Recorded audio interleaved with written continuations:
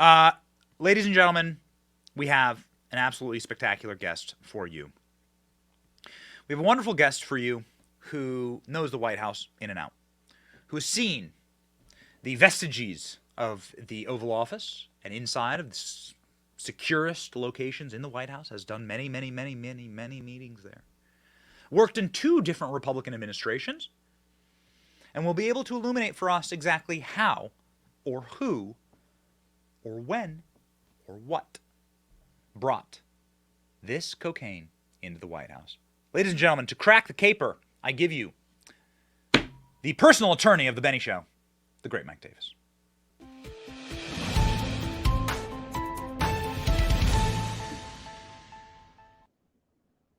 Mike, I appreciate you waiting.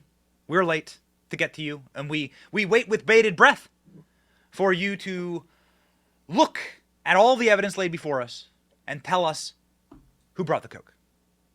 Ben, I am so happy you brought me into this very highbrow show today. And I would say that, Hunter Biden is the 53-year-old degenerate criminal son of the president of the United States. He's Joe Biden's bagman for the millions of dollars from Ukraine and China. Is he the bagman for other things? We don't know, Ben.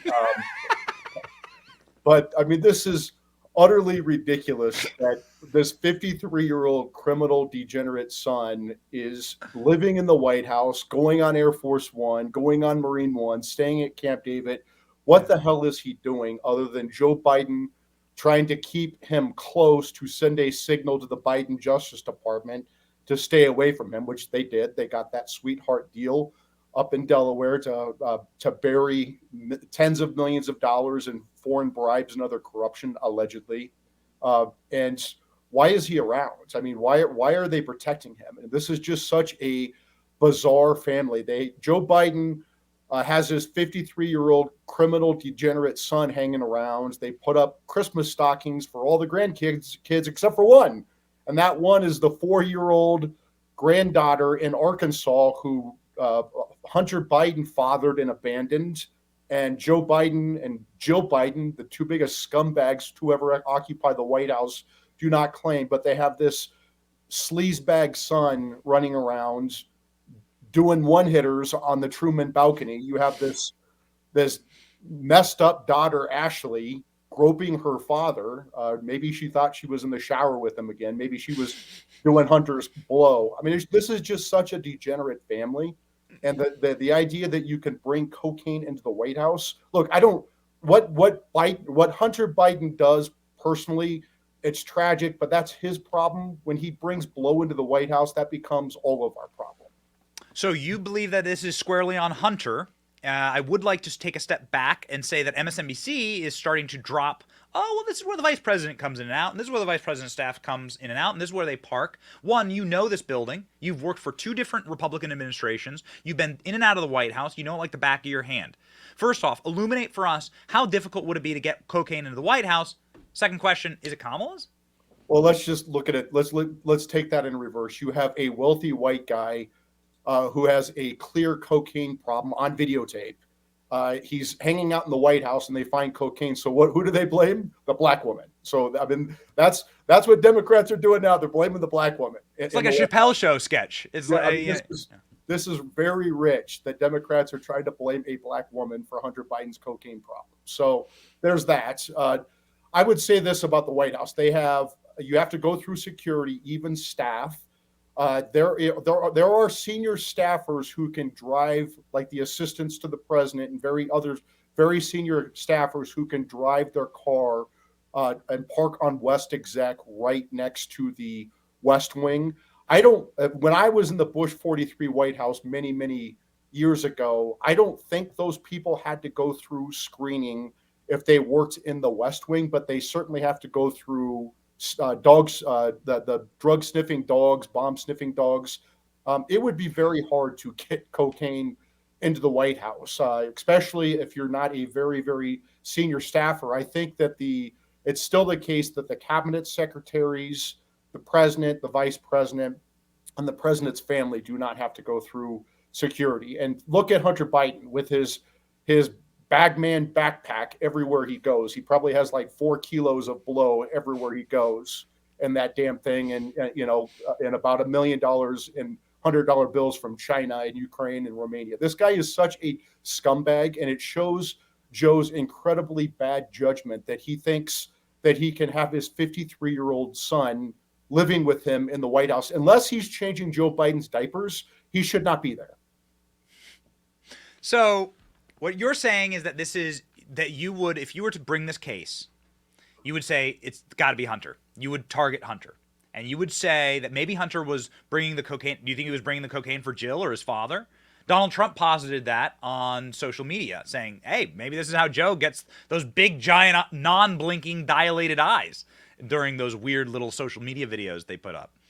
Your thoughts on Joe Biden maybe being the culprit? Whatever, they need to hop up the president with something so he doesn't fall down Air Force One stairs and break his neck. So if they need to give him an upper to keep him alive, go for it. But I don't know why Ashley, I don't know why Hunter, I don't know why these dirtbag adult kids of the president think that this is like Betty Ford at the White House or a Coke den, whatever. I mean, whatever. It goes from Betty Ford on, Tuesday and Wednesday to a Coke den Wednesday through Monday. Who knows? But like, why are they there? Why are they there? Why is Hunter Biden a 53-year-old son who's admitting to a crime? He's pleading guilty to a crime in a sweetheart deal. So he's a criminal. He's a bagman for the president of the United States. He's the guy who runs the Biden crime family's foreign corruption and bribery schemes. Why the hell is he around? And how hard could it be to figure out whose cocaine this is? It was a baggie, from what I understand. You don't think there are fingerprints on this baggie? There aren't cameras in the White House, particularly the West Wing, the most secure building in probably the entire United States. Of course they know who this is, and they're burying it. So, Mike, I have a final question for you here, and it's a legal one. Obviously, you are one of the most accomplished legal professionals and scholars that we know. We always try and hype you up because you're one of the guys, you're like the hatchet man behind the scenes. You're the guy who really made the Trump Supreme Court happen. We've thanked you on air for that. Obviously, the Clarence Thomas Court is a-rolling. But this is a criminal, this is a criminal prosecution question I have. We have detailed how Hunter Biden in 1988 was arrested for an illegal substance in New Jersey. We've detailed how Hunter Biden admitted to smoking crack in Georgetown and doing cocaine regularly in Georgetown in the early 90s. We've detailed how Hunter Biden was discharged in 2013 from the Navy for doing cocaine with a urinalysis test on his first day. His first day in the Navy Reserves, he was kicked out. And what did he do? He blamed it on 2 black guys. He said 2 black guys gave me a cigarette and there was cocaine in it, because that's just what happens. It's in the New Yorker. It's not InfoWars. It's in the New Yorker. So he bragged about it. So I ask you this question.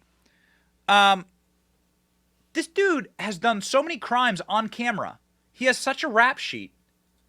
The lobbying aside, and Burisma and China and all that aside, like, it seems like criminal possession of drugs should be just like the most obvious case to bring against Hunter Biden, based on his long history.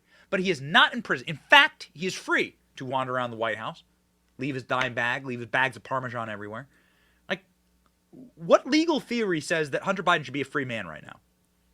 Because there's a hierarchy in our justice system. There are 2 systems of justice, one for Biden and his family and one for the rest of us. And they are willing to politicize and weaponize the Biden Justice Department to go after Trump, Trump's top aides, Trump supporters, Christians praying outside of abortion clinics, parents protesting at school board meetings. But this Biden Justice Department, Attorney General Merrick Garland, Deputy Attorney General Lisa Monaco, Associate Attorney General Vanita Gupta, Assistant Attorney General, Attorneys General Ken Polite, Kristen Clark, U.S. Attorneys Matt Graves in D.C. These are political activists who are running the Justice Department, and they're going to protect the Bidens.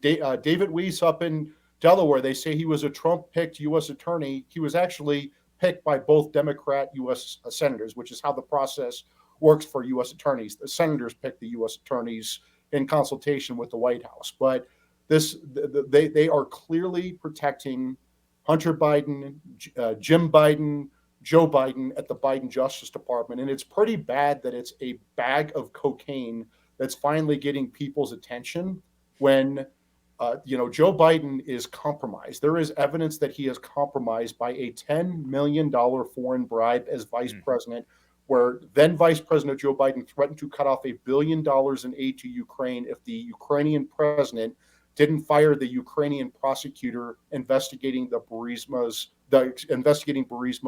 and the Bidens. There are tens of millions of dollars in other alleged payments that James Comer and the House Oversight Committee have found. They're thinking that it's up to $30 million in foreign bribes and other corruption that Biden and his family have taken. Every Biden is on these Chinese and Ukrainian and Romanian and other payrolls, apparently, except for this 4-year-old granddaughter. This is a scumbag family. They're compromised, and he cannot. I don't know how, if any of this proves to be true, which it looks very likely that these bribes and other corruption are actually true. If that's the case, Joe Biden is compromised, and he cannot stay in the White House. You cannot have a compromised president of the United States who's beholden to Ukraine and China, which just happen to be the two biggest trouble spots in America right now, with Ukraine and Taiwan.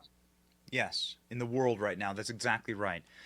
Speaking of a troubled spot, Mike, we have breaking news right now. I do have a clip breaking from the White House lawn. Karine Jean-Pierre explaining the cocaine incident, maybe taking responsibility for it. I do want to play this clip for you, if you don't mind. If you have like 30 more seconds, I would like to get your reaction to this clip.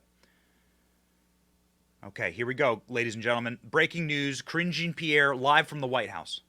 When Brittany is ready, we're going to give her the space, and we're going to make sure that she has everything that she needs to get back on her feet, offering any mental health services or any physical health.